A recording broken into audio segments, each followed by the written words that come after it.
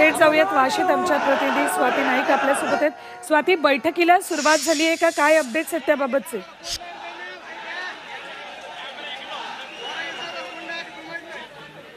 बैठकीला सुरुवात झालेली आहे। शासनाकडनं जे GR आणलेले आहेत ते मनोज जरांगे पाटील यांना दाखवण्यात येत आहेत, वाचून दाखवण्यात येत आहेत आणि त्याबाबत ते ऐकून घेत आहेत सध्या तरी।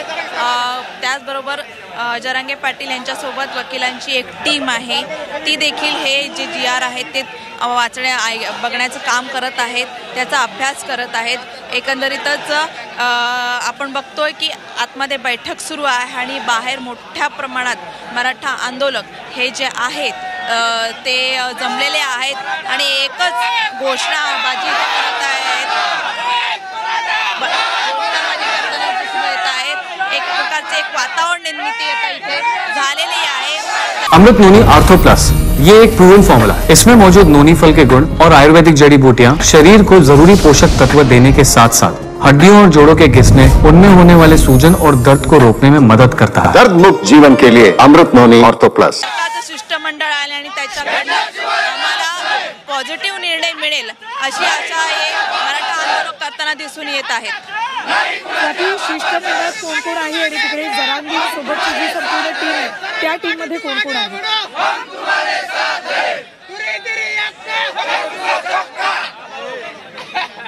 राज्य शासनाकडनं सुमन भांगे आणि मंगेश चिवटे हे दोघे शिष्टमंडळ GR घेऊन आलेले आहेत आणि मनोज जरांगे पाटील यांच्याकडनं वकिलांची टीम बसलेली आहे, एवढीच माहिती त्यांच्या समन्वयकाने दिलेली आहे।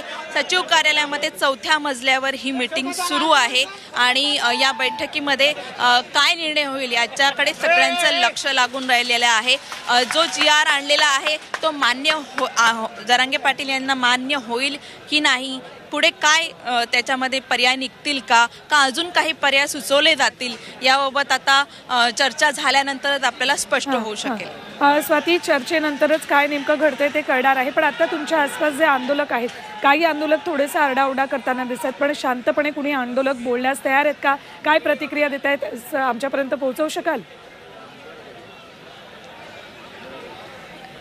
नक्कीच आपल्यासोबत महिला आंदोलक देखील इथे आलेले आहेत।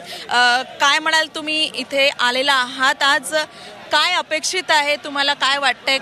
कालपासून नवी मुंबईमध्ये आंदोलक आलेले आहेत, मुंबईच्या वेशीवर तुम्ही आहात, काय म्हणाल? सरकारने आम्हाला आरक्षण द्यावं हीच आमची पहिल्यापासूनची ही आहे मागणी आहे आणि ती सरकारने कंप्लीट करावी। आज शिष्टमंडळ आलं आहे, त्यांनी जबाबदारपणे आम्हाला व्यवस्थितपणे आरक्षण द्यावं आणि टिकणारं द्यावं। आता टिकेल मग टिकेल हे नको आहे आम्हाला। एवढी जनता एक साथ आली, तुम्ही किती दिवस आम्हाला मूर्खात काढणार? ह्याच्यासाठी आम्हाला तत्काळ आरक्षण पाहिजेच पाहिजे, आम्ही घेतल्याशिवाय राहणार नाही। आता नक्कीच या महिला कार्यकर्त्या होत्या।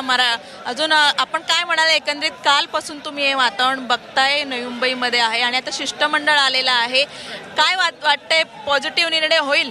सरकारचं शिष्टमंडळ आलेलं आहे, आमचे मराठ्यांचे दैवत मनोज जरांगे पाटील त्यांच्यासोबत चर्चा करत आहेत आणि आम्हाला सर्व मराठ्यांना असं वाटतंय की ह्या चर्चेतून काहीतरी हे लागावं, नाहीतर मराठा समाज आरक्षण घेतल्याशिवाय तर मुंबई सोडणार नाही, पूर्ण मुंबई जाम होणार आहे।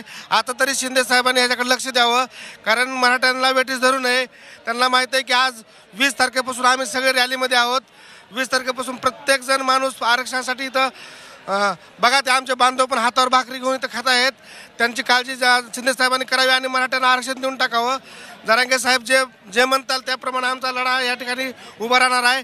जोपर्यंत जरांगे साहेब म्हणणार नाहीत की आता आपल्याला आरक्षण भेटले, आपण गावाकडे चला, तोपर्यंत आम्ही निघणार नाहीत। आमची गुरं ढोरं सगळी आम्ही अशीच बांधून आणलो आहोत, तरी बी आम्ही गावाकडे जाणार नाही।